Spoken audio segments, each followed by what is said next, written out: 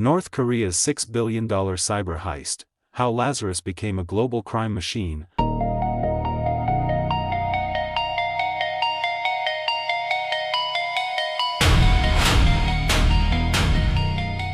North Korea cannot compete with America in finance, technology, or conventional economic power. So, it has found another way to participate in the global economy, by stealing from it. The evolution of the Lazarus Group, from the Sony Pictures attack to the $1.5 billion Bybit heist, reveals something more consequential than a particularly gifted band of hackers. Pyongyang has built a peculiar form of state capitalism in which intelligence agencies, criminals, front companies, fake employees, and cryptocurrency laundries operate as components of a single strategic ecosystem. The irony is hard to miss. The country most determined to isolate itself from the global financial system has become remarkably adept at exploiting it.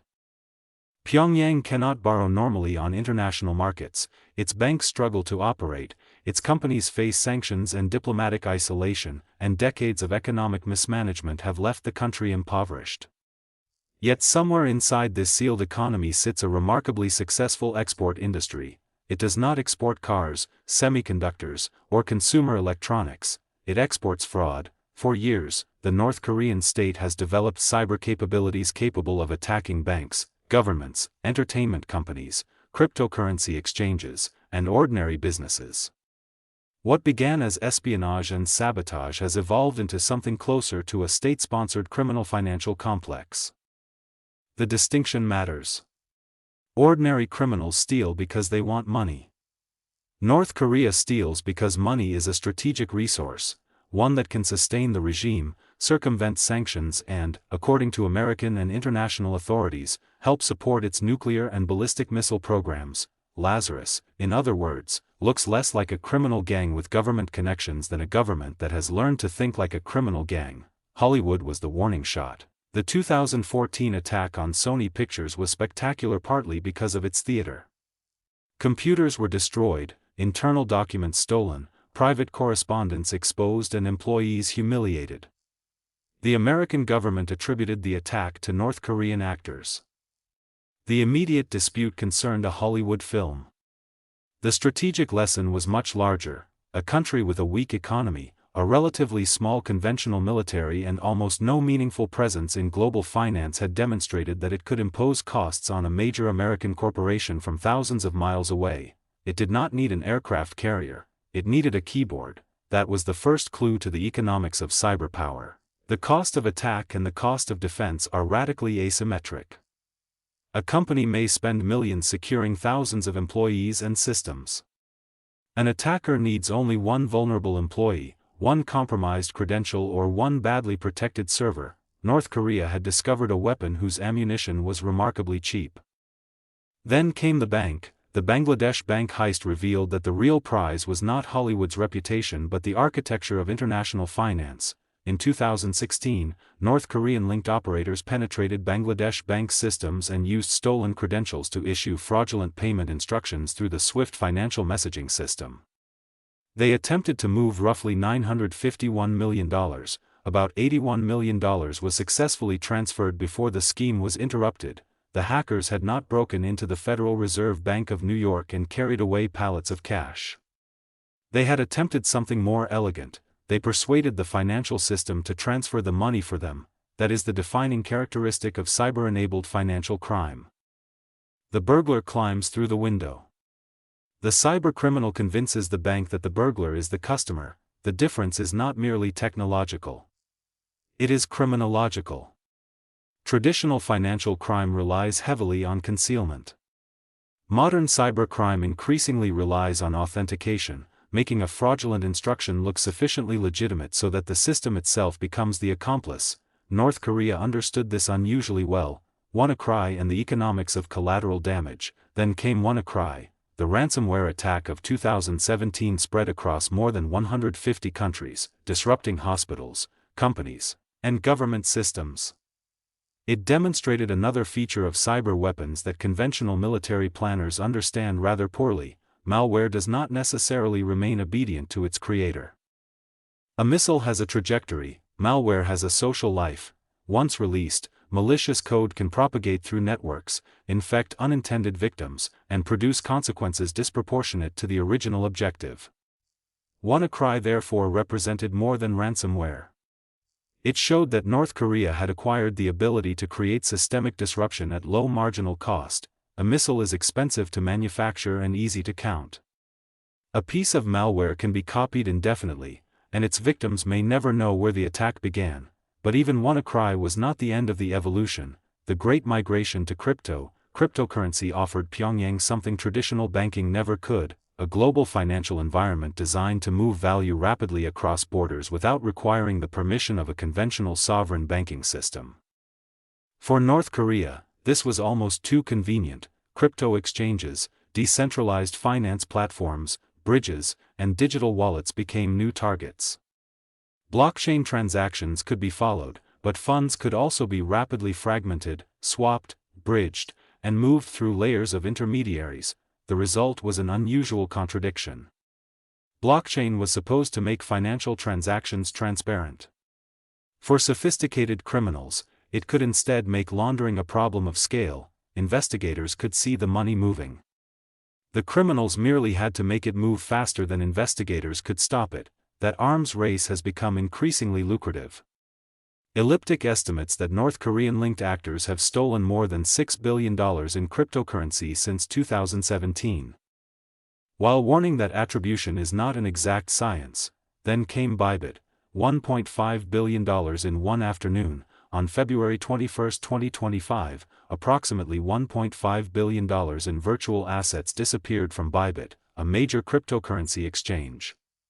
The FBI attributed the theft to North Korea, calling the activity traitor.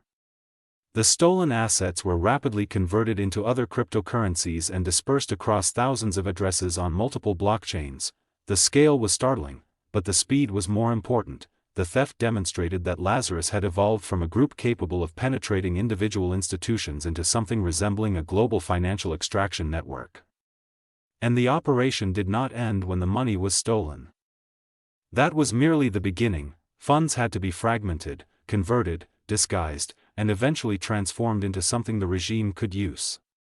Treasury investigations have repeatedly identified overseas facilitators, front companies, and financial intermediaries involved in converting and moving illicit North Korean proceeds. The hacker, in other words, is only the first employee in the criminal supply chain. The new weapon is the employee. Perhaps the most revealing development is that North Korea increasingly does not need to hack its way into a company. It can simply apply for a job.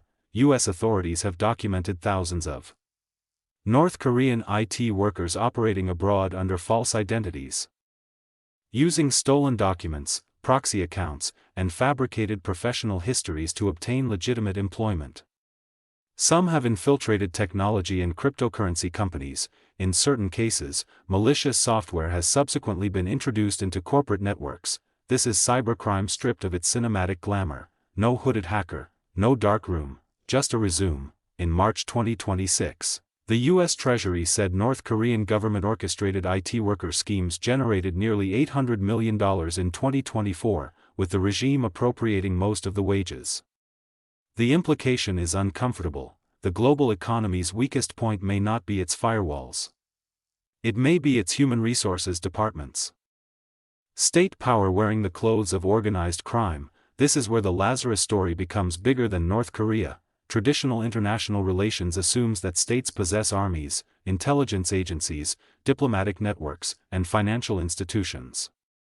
Criminal organizations possess none of these things legitimately. North Korea has blurred the boundary. Its cyber ecosystem combines espionage, financial crime, sanctions evasion, intelligence collection, and strategic coercion. Government agencies provide training, infrastructure, and protection. Criminal techniques provide revenue and deniability.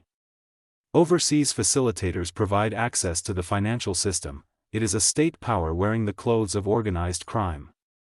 That is why conventional sanctions have difficulty containing it. Sanctions can freeze a bank account. They are less effective against a programmer using a fake identity in another country, receiving cryptocurrency, moving it through several blockchain networks, and eventually routing the proceeds through an overseas intermediary. the state does not need to defeat the sanctions regime, it merely needs to arbitrate its gaps. The paradox of isolation. There is an even deeper economic irony. The more isolated North Korea becomes from legitimate international finance, the greater the incentive to develop alternative financial channels. This does not make sanctions pointless. Sanctions raise the costs of procurement, finance, and international commerce, but they also create incentives for adaptation. Pyongyang has therefore become a laboratory for sanctions-resistant statecraft. It cannot compete openly, so it competes covertly. It cannot raise capital, so it steals it. It cannot reliably employ its workers abroad under its own flag, so it gives them false identities. It cannot access global financial infrastructure normally, so it compromises the people and institutions that operate it. The result is not a conventional economy, it is an underground economy attached to the world's legitimate one. The next battlefield is the conversion point. The crucial question is therefore not whether Lazarus can steal another $1 billion, it probably can. The more important question is whether the stolen billion can be converted into usable strategic power.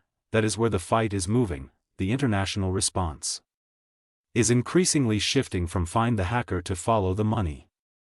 Blockchain analytics firms, exchanges, banks, regulators, and intelligence agencies are learning to identify wallets, freeze assets, and disrupt laundering networks. The FBI has called on exchanges, blockchain firms, bridges, DeFi services and other virtual asset providers to block transactions associated with the Bybit theft. That is the right direction, but it exposes another asymmetry. The theft can occur in minutes, the investigation may take months, the laundering can cross jurisdictions in hours, the legal process can take years, the money moves at the speed of software. Sovereignty moves at the speed of paperwork. The central weakness of the system is not that the hackers are invisible. It is that the money can move faster than governments can agree on what to do about it, the state that learned to steal. North Korea's cyber campaign should therefore not be understood simply as a remarkable story of technical ingenuity. It is a story about political economy. A poor, isolated and heavily sanctioned state has discovered a way to monetize one of the few resources it possesses in abundance, the ability to operate outside the rules of the international system. The extraordinary thing about Lazarus is not that it stole from Sony. It is not even that it stole $81 million from Bangladesh Bank, or $1.5 billion from Bybit. It is that the same state has learned to combine hacking, fraud, espionage, employment deception, cryptocurrency laundering, and financial facilitation into a single ecosystem. The hackers are no longer merely breaking into the global economy. They are participating in it, just not on the terms everyone else uses, and that may prove to be the most dangerous innovation of all. North Korea has shown that a state does not necessarily need a successful economy to finance strategic ambitions. It can build a successful criminal economy instead. The uncomfortable lesson for the rest of the world is simple. The global financial system was designed to make capital move efficiently. Lazarus has learned to make that efficiency work for the thief. The question now is whether governments can make the system just as efficient at making the stolen money useless.